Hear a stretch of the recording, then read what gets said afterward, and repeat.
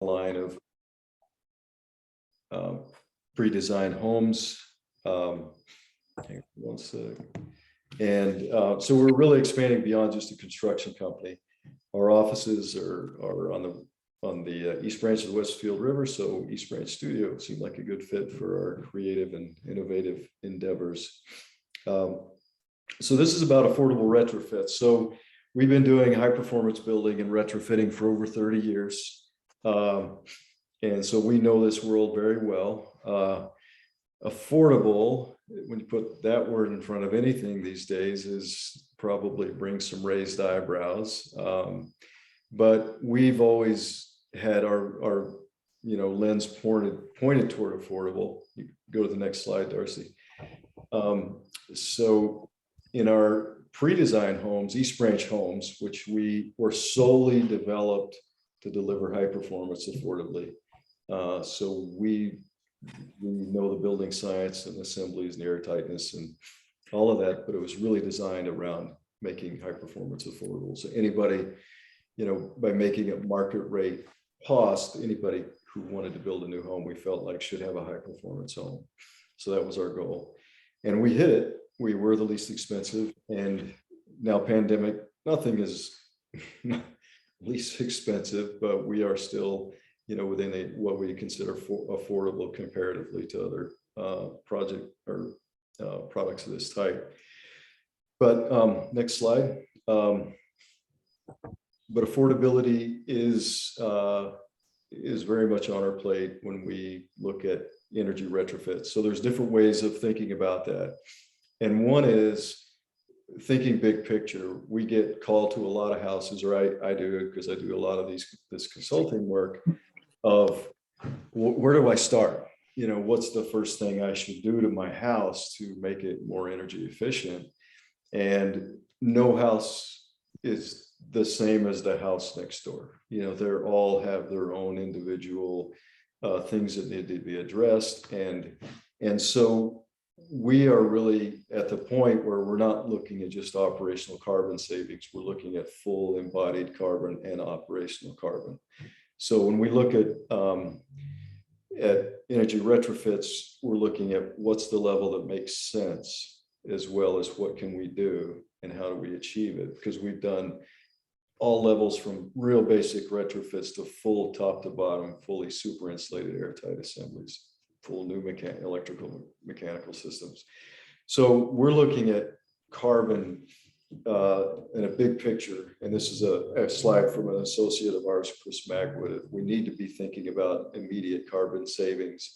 And so it's very much a part of the homes that we design and build, but it's also a part of the retrofit approach. Like, it doesn't really make sense in a lot of cases to take off, siding and trim that's from old growth forests that's really weather resistant, to replace it with foam and strapping and new siding. That carbon impact is so big that we need to find other ways to do a retrofit of a house like that. So, because as you can see in Chris's graph here, it could be 20, 25 years before we're actually achieving operational carbon savings as compared to embodied carbon up front. Go to the next slide, please. So when we look at retrofits, we look and we do a lot of phased retrofits, which that's another affordable path to retrofitting a building. Is it can be very expensive to do the whole retrofit all at once, and unfortunately the grant funds that were available 10, 15 years ago aren't available in that large scale. It's more spread out. It's great because it covers more homes and more buildings, but there's not that big grant money necessarily like there used to be. So these are some of the things that we look at when we think about a phased retrofit.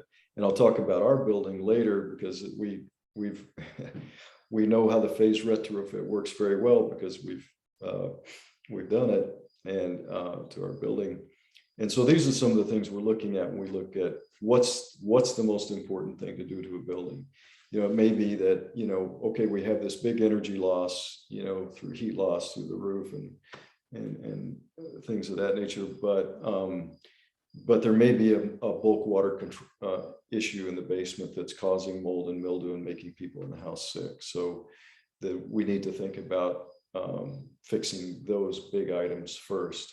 So in addition to the phased retrofit, what we also look at is let's hit the low-hanging fruit first, right? What's after mass save? Because typically there's a lot of things you could do to a house after mass save. Mass save isn't always covering the leaky ducts and the weird kind of quirky places to get to air seal and insulate that may require a little more construction, opening up walls or something that they may not get to. So those are the kind of things we're looking at. And then you're in that approach, you're looking at, maybe a few $100s as compared to, the thousands of dollars when you get into a larger scale retrofit. So the other thing we encourage our people who contact us is when you first go to Mass Save, it's an incredible program, but also, when you have your weatherization crew there, talk to their, whoever's leading the crew or the owner of the company and say, hey, my goals are bigger than what Mass Save is going to provide. And, while you're here, can we add, I want my home to be, 20, 40, 60 R values, and how do I get that while you're here doing the work? So you want to look at, how to save and when you're doing that work and what your long-term goals are. So these are some of the things we look at when we look at phased energy retrofits. It's not just operational. Next slide, please. So you look for opportunities as well. Like if you're redoing your kitchen, you're opening walls, you're opening the ceiling, you have opportunities to get to those areas that you may not have again for another, 10, 20 years. If you're adding an addition, how to make that addition super insulated and airtight. And we get a lot of pushback on this. Actually, it's like, well, the rest of my house is so leaky and so energy inefficient. Like, why am I putting the money into these, 3 walls in the kitchen and the ceiling? And we really try to, encourage people to think of it differently. Think about your houses in progression. Like the next person is going to do something else to the house when they buy it. They always do. They're like, every buyer is like, okay, I love the house, but I got to change this, So, and you've added value too. You have the easy opportunity, if you're replacing your roof or you're replacing some siding, you're redoing internal parts of the house, like that is an opportunity that won't come again for quite a while. So it's really trying to get people to think about it differently. And then when you're also encouraging that this home that you're, temporary caretaker of, to be, as it passes on to the next owners, they have the incentive to do the same thing you did. And then by the time, it goes through a few owners, hopefully it's had a full, energy retrofit. And every time that somebody does that house, they're adding value. Everybody looks at a house now like, how much is this going to cost me to heat and cool? And, what's the environmental impact, of living in a house like this? So take those opportunities, because those are inexpensive ways to achieve. Next slide. So this is out of sequence. My apologies. I don't know what happened when this went through, but I'm going to jump around. It's okay. So this is where I live. And this is very much in need of a phased retrofit. It's an old grist mill on the east branch of the Westfield River. And so we're going to jump around here. But to do a phased retrofit, you need a plan. You've got, what's first, what's next, what's your final end product. And so I knew that I wanted to salvage. I'm a big salvage person. Like all of the lumber you see here was reused in the rebuilding of this building and the retrofitting of this building. So what you don't see here is this is the old grist mill, and inside of this beautiful old funky timber frame. And so it was really important to me. The building was historic to the region, that when we retrofitted it, we did it, with historic, and we did it with energy in mind. So you'll see a little further in slides. So go to the next one. I'm not sure what's coming next. The other side of it, you can see there's a little, energy loss there, maybe some air.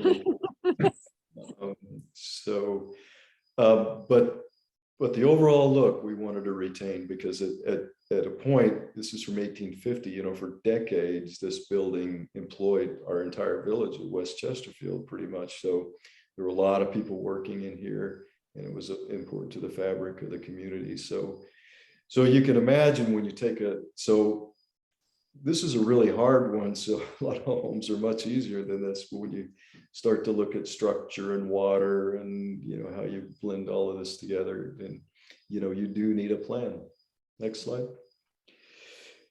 And we had a little water intrusion issues as well. So this is Hurricane Irene. So not only did we have to plan for super insulation, airtight, we also had to plan for what materials can be submerged underwater for a day and still retain their performance value. So, and how do you keep a building from floating away? How do you let the water move through your building? So this is totally unintentionally gave us an insight into, how to build. And first of all, don't build in flood zones. But this house was in it, and I never have shied away from a challenge. So it's been an enormous lesson in kind of structural and designing against buoyancy, which is the biggest issue when you see floods like that occurred in Kentucky recently, and is the house lifting off the foundation. So how do you hold the houses down, let the water move through the building, and so that how do you deal with, a little off topic, but one of the biggest issues is, after you keep a house from floating away, is around mold and mildew, right? Like it has to dry out very fast. So when we saw what this river was capable of, we knew we had to build panels on the inside of our super insulated airtight structure that we could open up quickly and let it dry out from both sides. So that changed our approach to going with rock wool, mineral wool on the outside, which can wick out and dry. And then on the inside, we can open up all the wall panels up to 5 feet high and let it dry off very quickly. So that's key to any flooding event, is prevent that mold from taking hold. Next slide. And here's our building today. So I'm happy to say the phase retrofit works if you have patience. It took us about 15 years, but and it was all a part of kind of maintaining our plan of how we were going to go through these phases. And then when you think of it that way, it's a lot of fun. You can plan ahead. You can say, okay, I've got enough money and time to do this west wall, but you want to have an overall vision of the building in the end. So next slide. So we do a lot of retrofits like this, where this is Northampton, and there are a lot of houses like this with the old board sheeting. And so we want to think about, when you're doing a full-on retrofit, what are other cost savings measures? And I don't know the slide that's coming up next, but one of them is using repurposed materials, which we use a lot of. So we'll go to the next slide and see what comes up. And here's one that shows some heat loss in our early slides. So we can keep going. This is not, when we started using repurposed materials for exterior super insulation on the outside of buildings, this is that same building that had the skip sheathing. When we were using this repurposed 15, 20 years ago, sometimes it came so badly damaged that we used it for two reasons. One is a repurposed material, which we're always huge fans of. And the other was that it was low cost. And it was a fraction of the cost of new exterior solid foam. So the good thing about the foam product is it's very high R value. This is polyiso, and it's about 6.8 per inch R value. So it's a very good R value. And so the way we approach a retrofit is to do a full side at a time. That's your most economical approach. So for a while we were using we got away from the repurposed foam. We were using the new polyiso when we did exterior retrofits. So, and we haven't used any new foam product in any of our retrofits or new homes for years now. And I'll show you why in a minute. We'll see what comes next. So here's the key part of the retrofits, whether you're doing a full on or you're doing a phased, is to have a plan. And there's a lot of, we're so fortunate in our area. This is a project we did with Coleman Hartman Architects a few years ago. But you can see on this drawing, it's very detailed, right? So that's, you do want that level of detail in a drawing or in a, however you want to put it together, whether you do it yourself or if you have a design team that, you've hired. Because when you're looking at phase retrofits, you want to be prepared for the next phase. That's key to keeping costs down. So like in this situation, you can see the detail that goes under our water control in the basement. So if we were doing a phased retrofit of this house we did a full on, but we would start in the basement because we need to deal with the health issues that this water create, coming in and seasonally, which a lot of our houses have in the valley, right? Is how do we address taking care of that? And then if we're phasing it, like we want to prepare the next phase so it's easy to attach, our air barrier to the next phase. So if we were, attaching our interior insulation to now moves, as you can see the red line on this page, that represents the air barrier. And basically this red line wants to be consistent around the whole house. That never wants to have a break. When there's a break, that's a break in the, in energy loss and air movement through your building. So when you're looking at phased, you need to plan for that so that, okay, and that's what we did with ours. Like, okay, we know we're going to come around the side. So let's have the corner board prepared. So when we're ready, and we have the membrane prepared. So when we're ready to go from the, the north side to the west side, all we have to do is pull the corner board off. We'll continue our air barrier, and then we'll keep moving with our, in our case, our rock wool on the outside of the building. So that's really key to any project is, think things through so you don't have to be, tearing things apart to get to your next phase. So let's try another slide. And here's that house. So one of the things I'll say when you're doing a retrofit is, this is just a technical thing, but you really want bulk water control on the, if you're doing any exterior foam product that's not completely permeable, like a wood fiber board or a mineral wool, you need bulk water control over those outside panels, because what you don't want is any water getting between the panels and then stuck between the sheathing and the back of that foam board, because it can rot the house out in very short order. So we go to the extra measure of having, so we've got multiple layers. So one of the things that, if you were doing a larger scale retrofit with your contractor is to say, how are you guys going to attack this? What's your strategy here? Because what we do is we'll go a full face retrofit. It will be complete, and we'll so we're not breaking down this assembly multiple times and setting up again.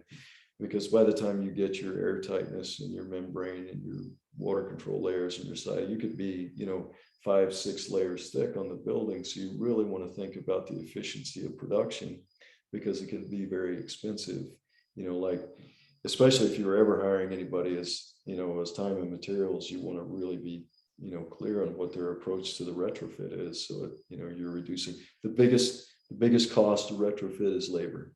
That's the hard one to get past. It is a lot of work. So you want to be as efficient as possible in your production. Next slide.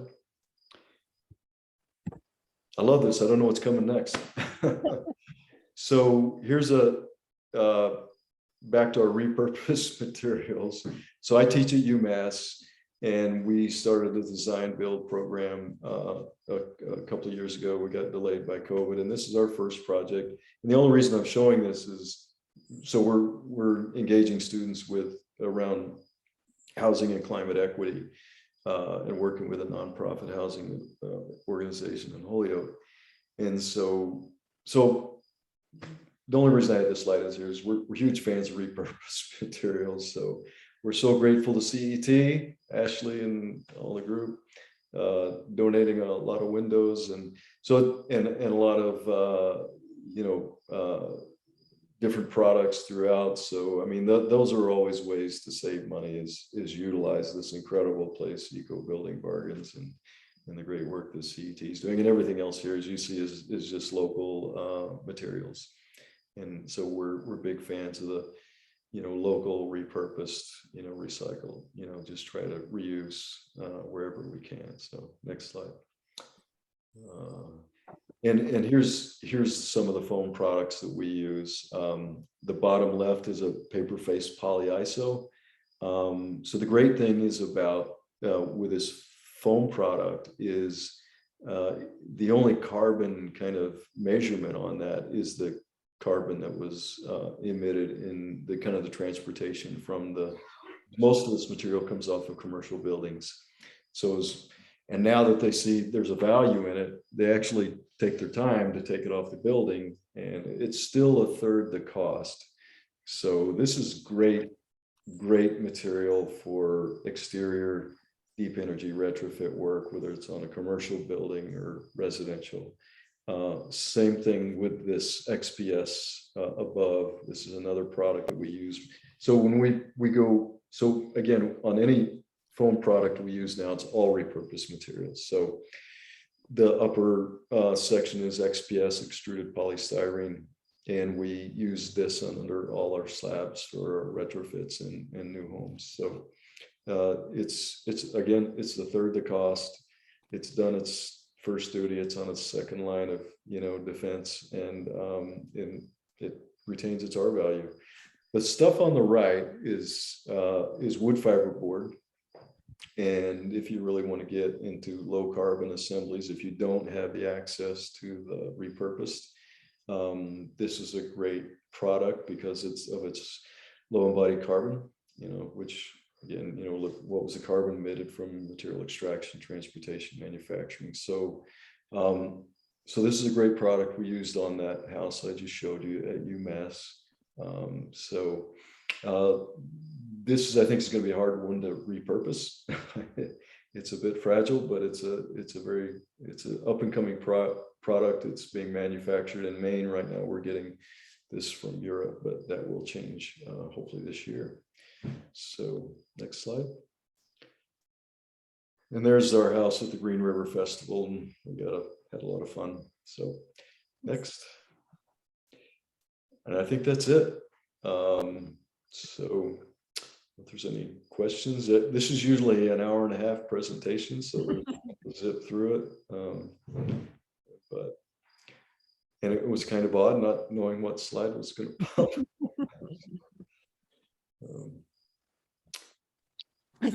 If people have questions, they could put them in the chat.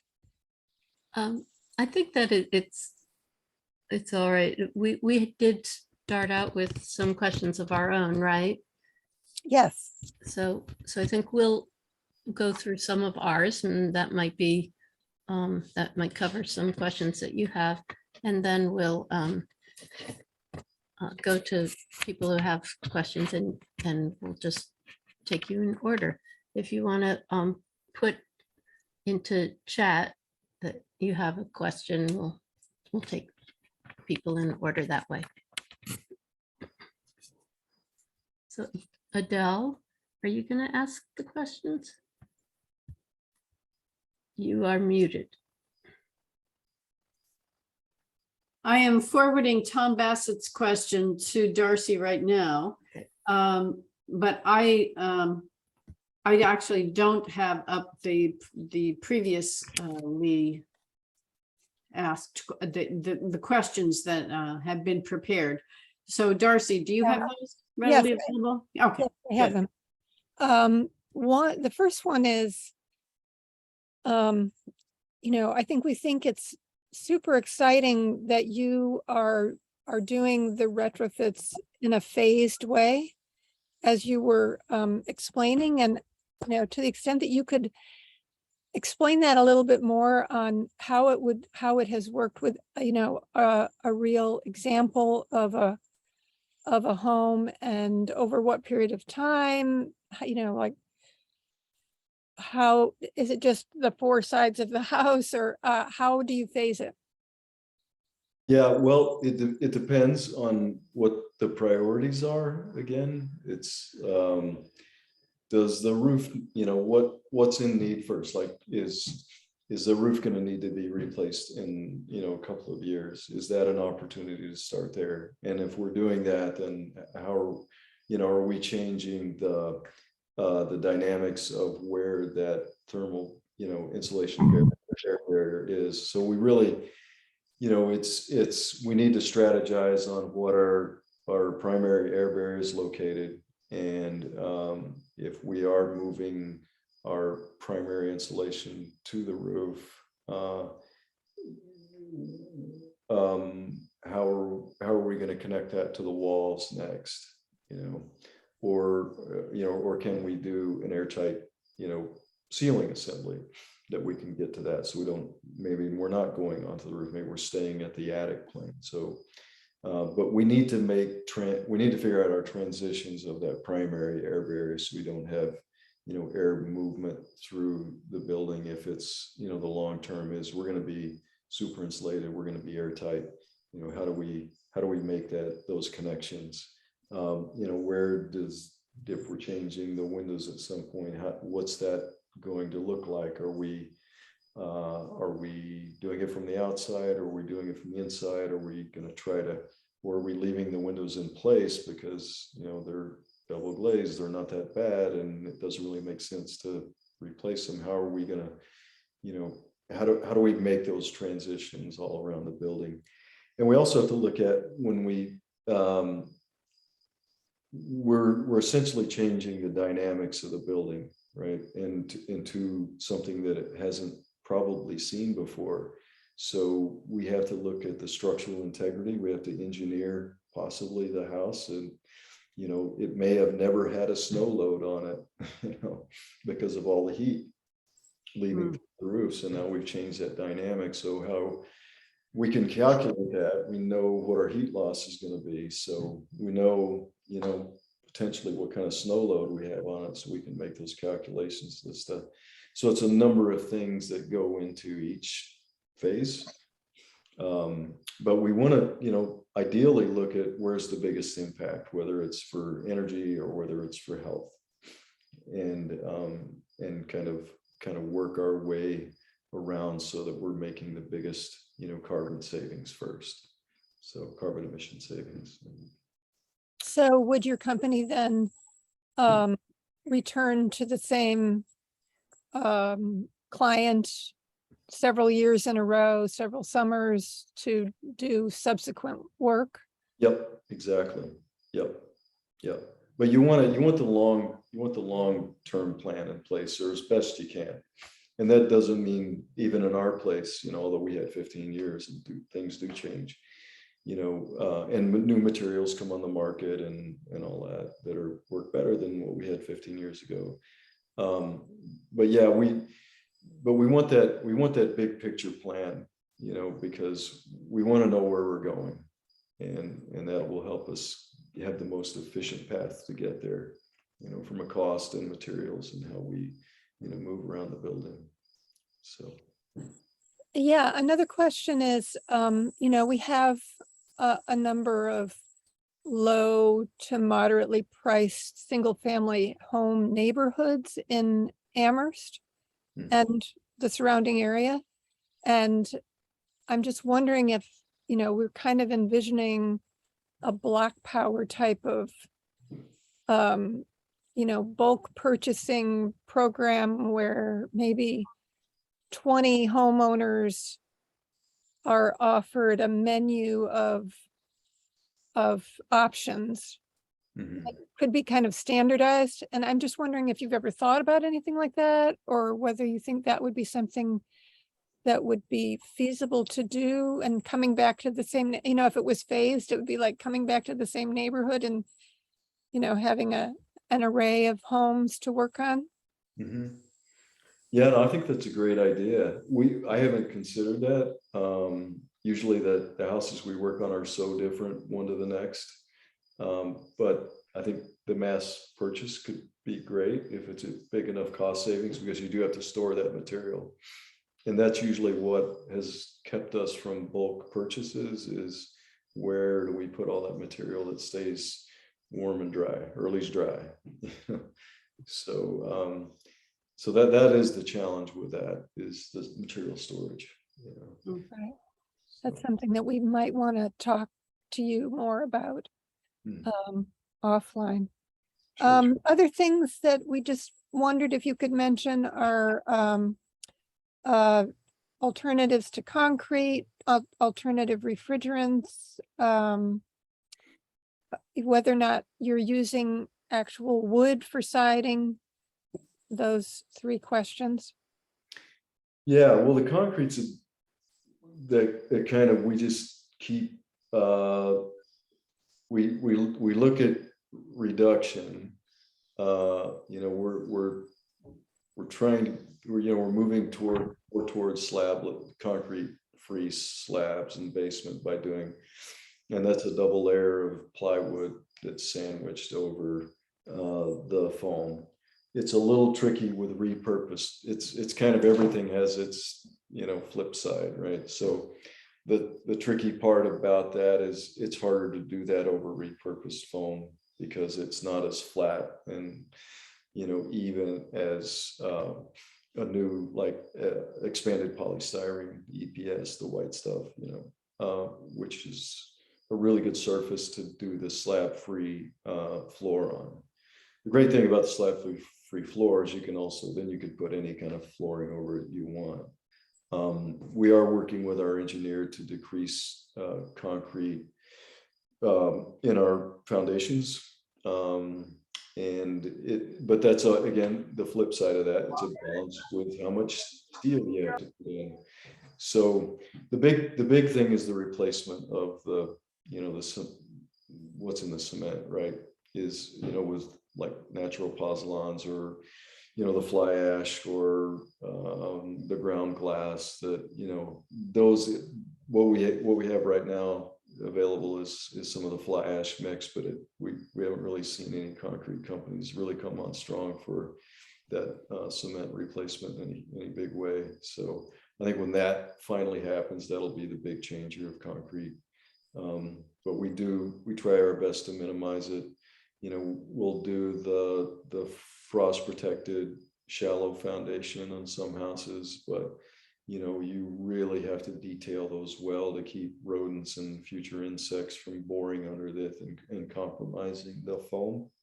That's always been our concern about that.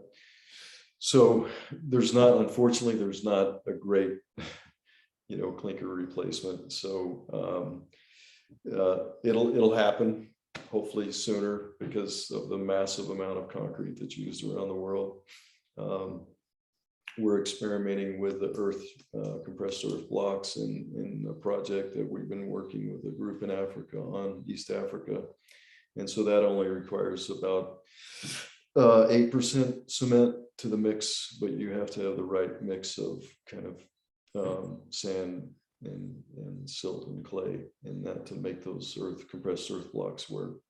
And it's not a super great product for our area, but it is great when it's like where we were in East Africa. That's a perfect mix of soil to bring that in. So so there are alternatives, but it's not where it needs to be at any scale yet, unfortunately. So Can you talk about refrigerants in the heat pumps, whether there are any new, better alternatives coming online? Yeah, that's a good question. I was in the mix of that a few years ago, and I kind of lost track of where. I know that the HFC, and I know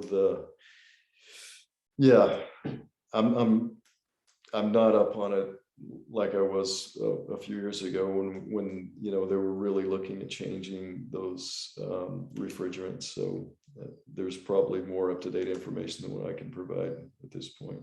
So. Okay. And the third was on are you using wood for siding? We are. I'll just back up to the refrigerants for a minute. Is one thing, you know, it's great with the heat pumps, but we have experienced leakage in those heat pumps, and that is a huge, you know, global warming potential when that refrigerant escapes. So that's, again, the flip side. It's great that this is, you know, the wave of, you know, electrifying, but I think people have to be really diligent in, you know, being on top of, you know, fortunately the unit will shut down before it, you know, when it starts to leak, because it'll lose pressure. But that's something to be aware of, though, and that's a concern, because it's, you know, even with the newer refrigerant, it's still pretty impactful environmentally. So we, you know, to your question about wood siding, we use, most of our siding these days is a bandsawn pine vertical siding. It's milled out of Vermont. It's local. When you do a proper rain screen, it'll last forever. And so that way you'll have continuous drying on the back of it. We don't currently use any cedar products because it is so expensive. And there are good alternatives. There's hemlock, you know, clapboards we rebuilt a church a few years ago, and there's good alternatives too. We occasionally will use the cement board, but not very much. We really like this bandsawn pine. It's tongue and groove. It's reasonably priced. If you do the rain venting correctly, it'll stay stable. It's easy to install. There's so many great things going for this product. It's what you saw in that little house we use there too. So. Okay, I think we should take some of our chat questions here. Let's start with Tom. You still here? You want me to ask the question, or? Yeah, just go ahead. Okay. Thanks a lot, Kent, for your introduction on what you do. I wanted to bring it more to a practical rather than theoretical example of using kind of what Darcy was talking about, of typical homes in our neighborhoods. I'll use mine. We've been through 3 mass save audits, done all the air sealing, all the implemented actions. We've installed 2 mini splits to try to move toward electrification. But you talked about your retrofits being phased over 25 years payback. I'm looking for some suggestions to convince people to start the process with paybacks that are probably 7 years or less. My challenge in my house is we don't have any capability of solar panels. So what would you suggest for me to convince somebody, using my house as an example, for somebody to electrify and reduce carbon fuel for HVAC with a payback of something like 7 years? Yeah, the graph I presented wasn't payback of electrification or energy retrofit. It was looking at the overall carbon emissions, and that it's not just operational carbon that you're thinking about when you're looking at any project, whether it's a new home or retrofit. That's what I was saying, is that you need to take. Which is the embedded carbon you're talking about. Yeah, the embodied carbon, correct. Yep. Of before anything shows up to your house, you know, what is that? Because you've got a lot of embodied carbon in the materials that are on your house. So if you think about, and I'll answer your question in more detail, but just to go over this, if you think about, you know, the materials are taking off of your house, that's going to go to the landfill, that's going to, you know, rot, and that carbon's going to go to the atmosphere. And then you're looking at, you know, foam product on the outside of the house, you're looking at all these materials. There's so much embodied carbon in that process and product. That's what I'm saying. When you make those calculations, sometimes it's kind of counterintuitive that yeah, you want to do a great retrofit on your home, but you may want to find other pathways that make more sense if we're looking at, this immediate upfront carbon is key to where we are in the climate crisis, right? So we may not, if we're looking out 20 years, that may be, that may be harder to say that makes sense if you're, looking at do everything you can and then take some of that money and help support some of these great organizations that are, tackling the climate head on, like your organization. So the payback really depends on so many things. I mean, that's a longer calculation as far as how long that's going to take, and with the how efficient the house is, that you can get it, and then what's the PV production and what's that payback for the investment in PV. So that's so dependent on every house. I mean, we can tell you exactly, to a degree of, except when it gets to owner, what the occupant, how they're going to live in the house, but we can look at past electrical bills. We can see, how the house is running. We can make a pretty good calculation on, what your heat loss and what your energy loads are. And kind of, and so can most, qualified PV companies to plug that in to know what your heat loss calculation is on your home. Well, I guess my question was then, if you don't have the capability of solar panel installation at home, how do you electrify economically, knowing that most of our electricity right now is generated by gas, and the price of that electricity is going to go up until renewables tip the balance. So that's why I'm saying, how are we going to convince people to make these switches without PV on their home? Yeah, well, I think the big one is, okay, my heating or cooling system needs to be replaced. I really want to, you put that gas boiler in, that thing's going to be, you're going to be using that gas for at least another, 20 years. If you're putting thousands of dollars into replacing a, combustion appliance like that. So you also have, you want to look at the health, of having a gas boiler or anything gas in your home. I mean, electrification just makes sense.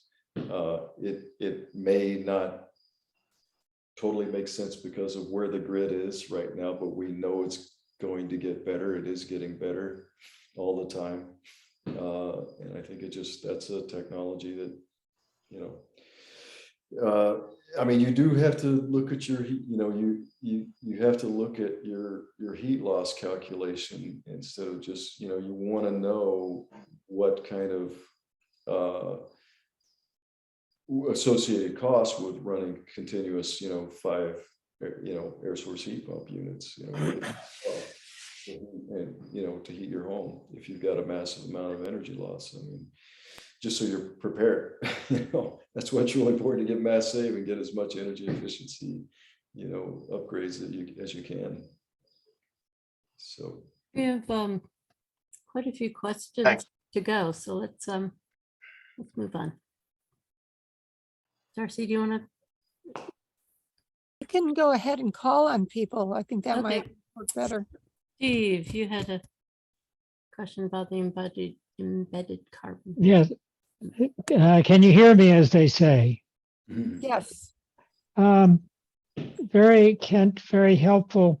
Your first slide was about the enormous number of years to get it to take care of the, I think you call it embedded carbon. yeah, embodied carbon. Embodied, yes, sorry. Could you say something more about that? I think I get it, but that was a sobering graph. I don't know if we can put it back up. Yeah, I'll talk about that. So I'll back up a little bit. About 7-10 years ago or something. So we needed to look at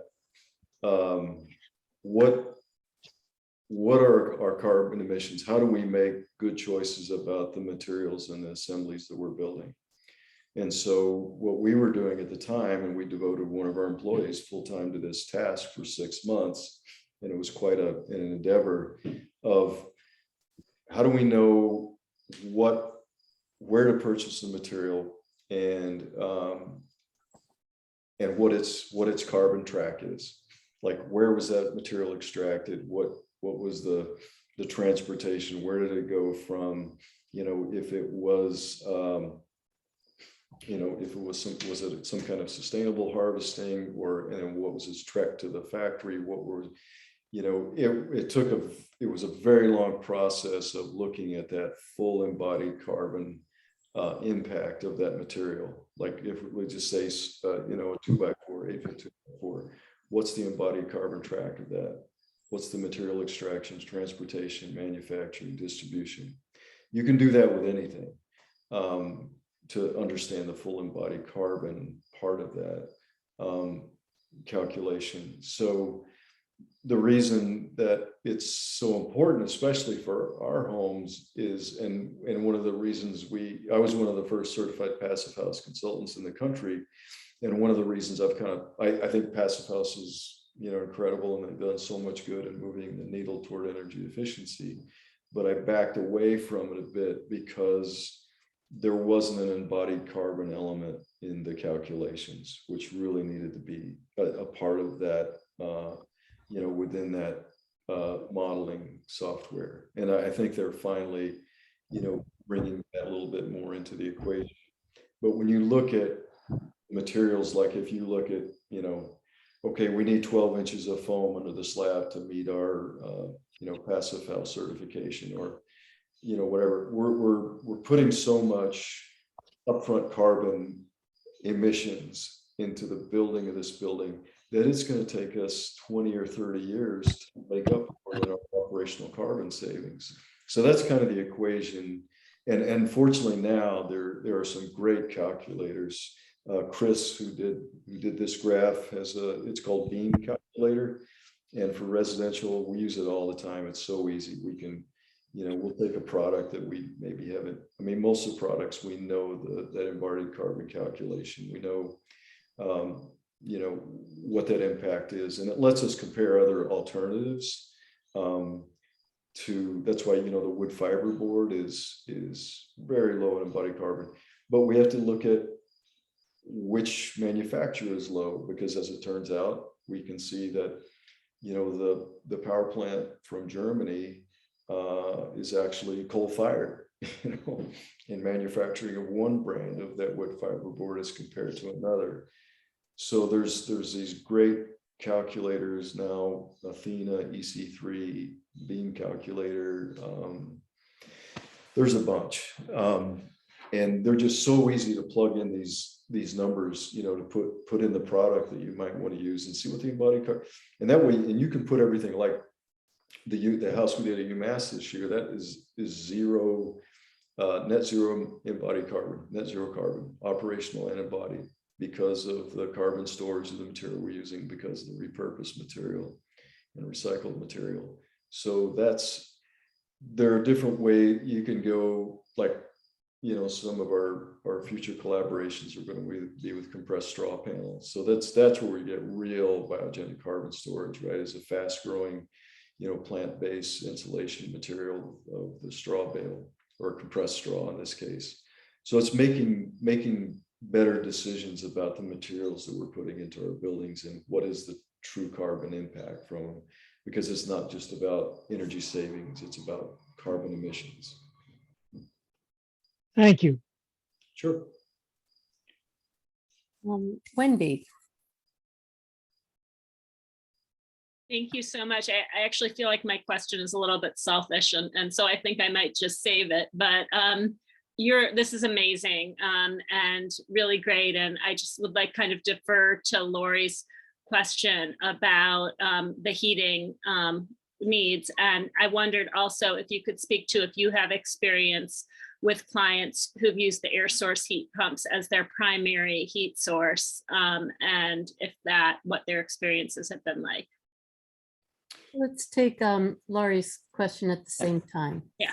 It overlaps. Yeah, so my question was that this talk has been about phased retrofits, but phased retrofits aren't what most of us do or can afford to do. Most of us have a broken furnace or a broken air conditioner or a roof that needs replacing, and we do just what needs to be done because it's what we can afford. So, given the house we have, furnace needs replacement. How do we know what the best thing to do is? I can tell you from personal experience that every company you invite in has a different solution, and none of them give you cost estimates. So how do we know what it's going to cost to do a different solution? What are our energy costs going to be? How do we find that out? Well, you want to do an energy model on your house if you really want to get into the depths of how that form. How do we do that? Who does that? How do we practically go about doing that? Yeah, well, I was actually And I should tell you, I'm a physicist, so I'm interested in learning how to do this. well, CET, I don't know if Ashley's still on, but they have some great energy auditors in their company. And hers and really good weatherization companies that have that capacity to run heat loss calculations. And they can tell you how that mini split is going to perform that air source heat pump. The thing about mini splits that's a little tricky, and even with our new homes, is it's not just the BTUs that's part of that is the distribution. I'm sorry, I'm having a hard time hearing you because somebody is chewing and doesn't have their microphone muted. So could everybody mute their microphone if you're not, Kent? So with making those calculations, you can run an energy model on your house. Like it's pretty simple. You plug in, the geometry, the R values. You can run a blower door. You can really get a sense of how the house's operation, and then you can size your mini split system to it. The tricky part about any mini split system is not necessarily the BTUs, the British thermal units. What it's going to take to heat the house. It's distribution. How do you get that heating and cooling around the house? So that's where it gets a little more tricky. Is you want somebody who's very strategic about the placement of the units. And so people who, really, again, CET is awesome, who have that experience can help you with that to understand, you don't, hopefully you don't have to put 8 mini splits in your house that you can strategically place 4.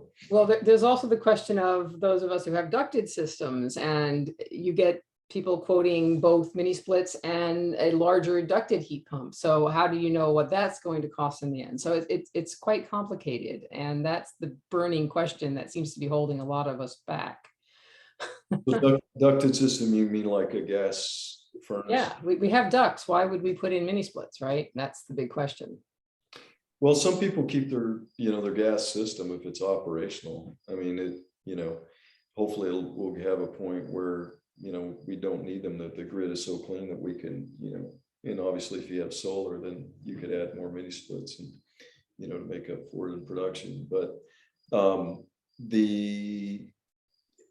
it's operational and it could be a backup to when things get really cold, I think that's actually a pretty good transition solution. So it sounds like you're assuming that mini splits are always the right solution in the long run. Well, I think they're the right solution for most of the year, not when we get in the depths of cold. If your house isn't, if your envelope, the performance of your house isn't capable. Right. Forgetting about backup heat for a minute, it sounds like ducted heat pumps are not something you would ever recommend. Oh, ducted heat pumps? No, we do ducted heat pumps. That you can't just plug them into your existing ducting necessarily. I mean, the ducting does not necessarily fit with the distribution of a heat pump. So to fully duct a house with a heat pump is pretty expensive, and to retrofit that into an existing house is really expensive. That's why the point source is usually the place that people go. We put a lot of the ceiling cassettes. Some people just hate the look of those wall mounted cassettes. So the ceiling cassettes are a lot more attractive. There are certain, parameters of sizes you need to get into your ceiling, and it's harder to do that if it's, putting it on a second floor and you've got to box it in and air seal it and insulate around it. But it's the only time we do ducted heat pump systems is for clients who have the money and they don't want to see the heads on the wall, and maybe they've got a crawl space or a basement that they can, we can do duct runs much easier. But they're great because you don't see the heads on the walls. You just see a grill, on the floor, or on the wall or ceiling, like you would any ducted system. But it's really expensive to retrofit that into existing buildings. So I don't know if that answered your question. Well, Just brings up Let more me- questions, but I'm going to stop if there are other questions. I understand. Wendy, did your question get addressed?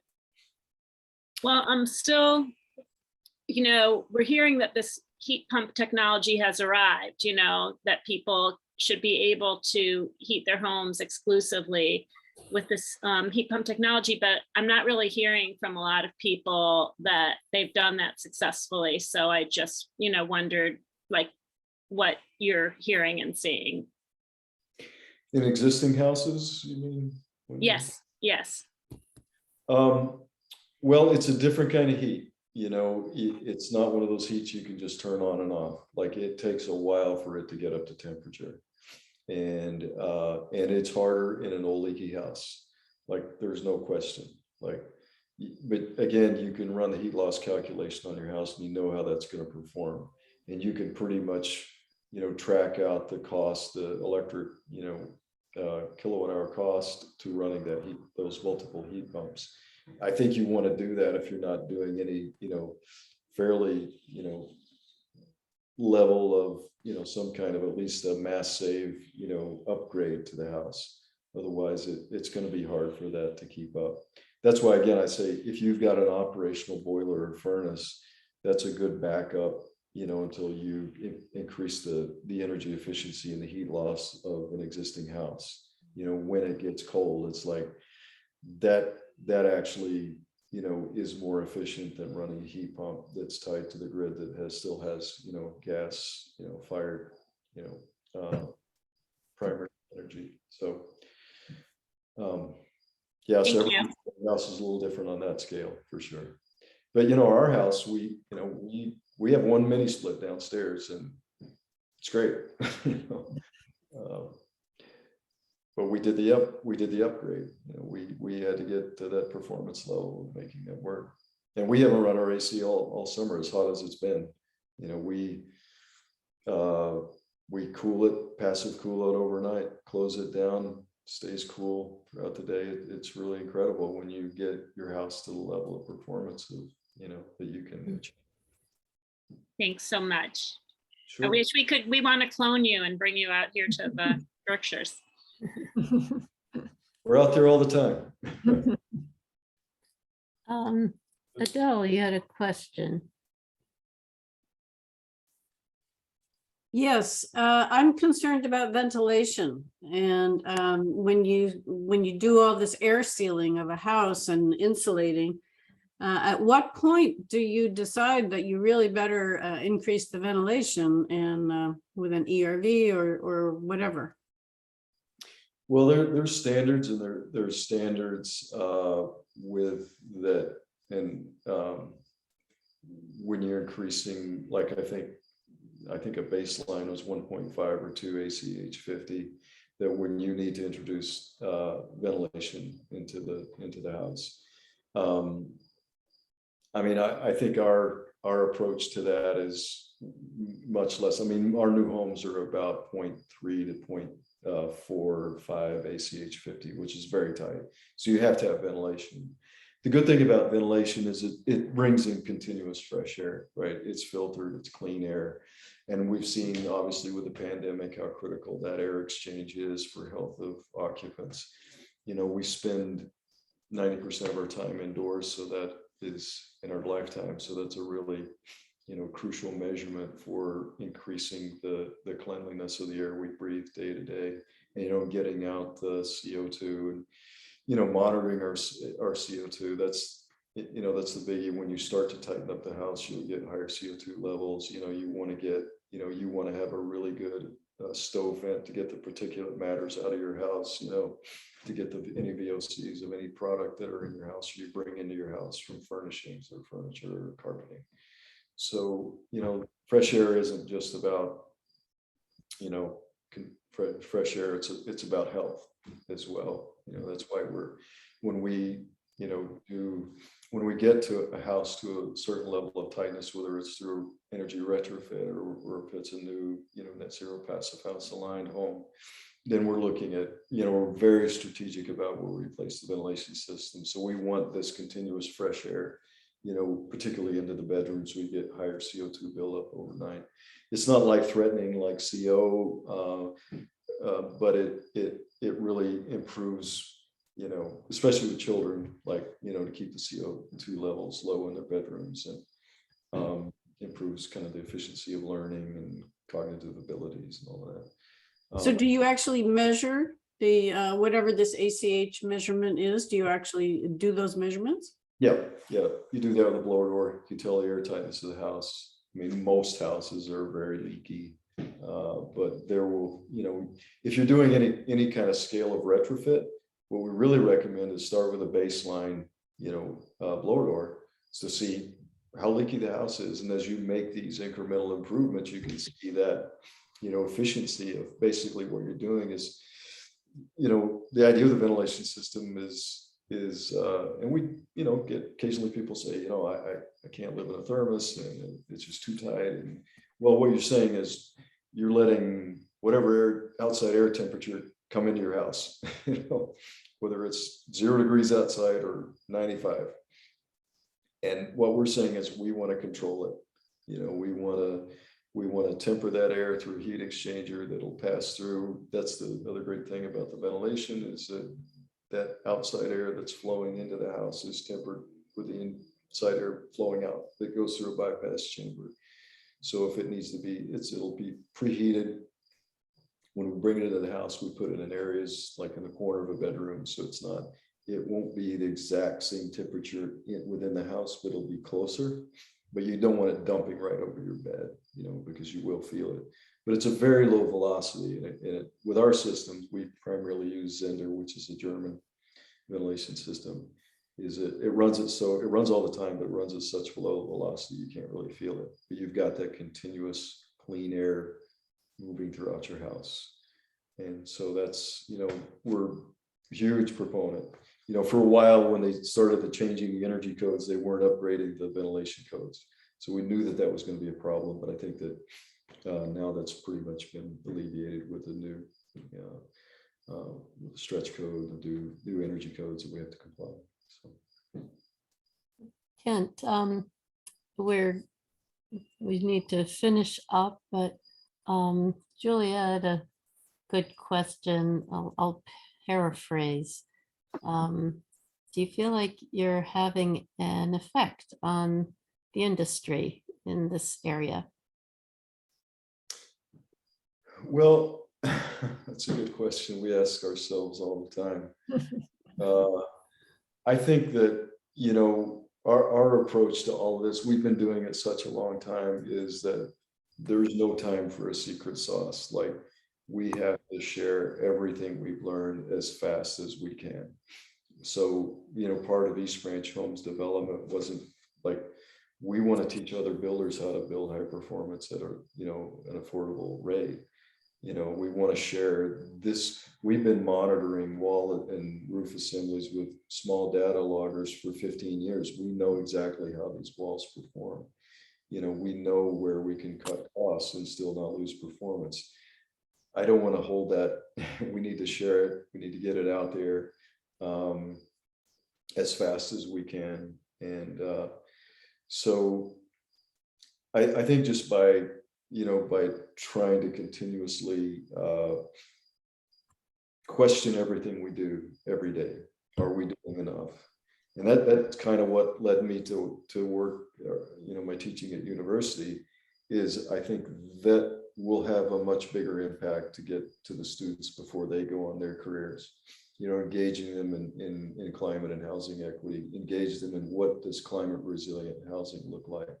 How do we do it affordably? How do we look at different processes and materials and so that hopefully they'll have that experience of working with community and seeing the need and seeing the enormous inequity in housing and how housing is such a foundation of everything, of food security and education and job opportunities. I think that's probably our bigger impact, honestly. So we're so fortunate that it's 5 college architectural studies, UMass architecture and VCT. So it's very integrated into all the colleges. So.